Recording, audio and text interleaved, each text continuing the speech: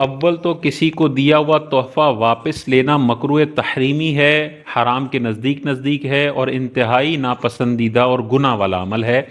حضور علیہ الصلوۃ والسلام نے حدیث پاک میں ارشاد فرمایا، کسی کو تحفہ دے کر واپس لے لینا ایسا ہی ہے جیسے کوئی الٹی کر کے دوبارہ اسے چاٹ لے۔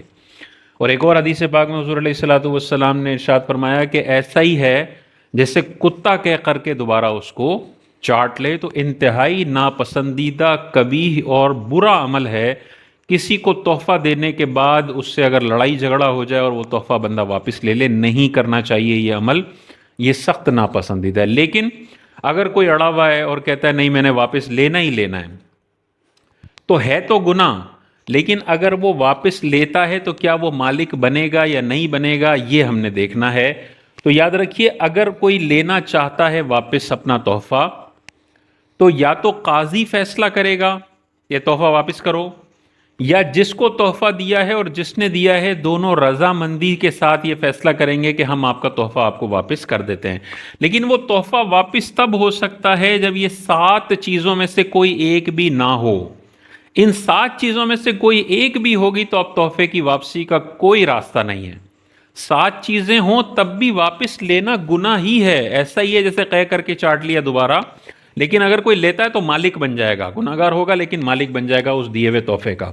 اب یہ 7 کون سی چیزیں ہیں؟ پہلا ہے، جس کو تحفہ دیا ہے وہ اس کا نسبی رشتہ دار نہ ہو، ذی رحم محرم نہ ہو، یعنی اس کے ماں باپ اوپر تک، اس کی اولاد نیچے تک، اس کے بھائی بہن، ان سب کو اگر تحفہ دیا ہے، اب کسی صورت میں واپس نہیں ہو سکتا۔ لے بھی لیا تو یہ واپس نہیں مانا جائے گا، وہ گناہ گار الگ ہوگا۔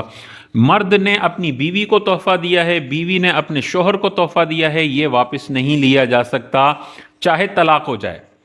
طلاق ہو جائے، طلاق کے بعد بھی شوہر نے جو اپنی سابقہ بیوی کو تحفے دیے ہیں وہ واپس نہیں لیے جا سکتے۔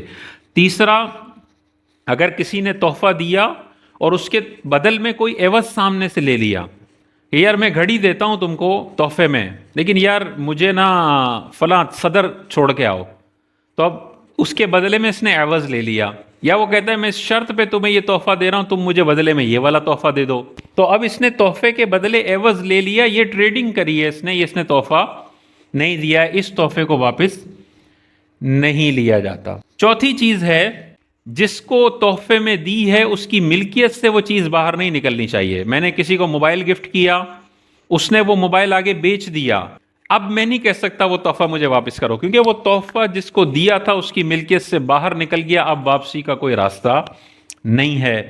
پانچواں، وہ ہلاک نہ ہو گیا ہو، ڈکیت لے کے چلے گئے، ہلاک ہو جائے گا، یا ویسے ضائع ہو گیا، ضائع ہونے کے بعد، تحفہ ختم ہونے کے بعد واپسی کا مطالبہ نہیں کیا جا سکتا۔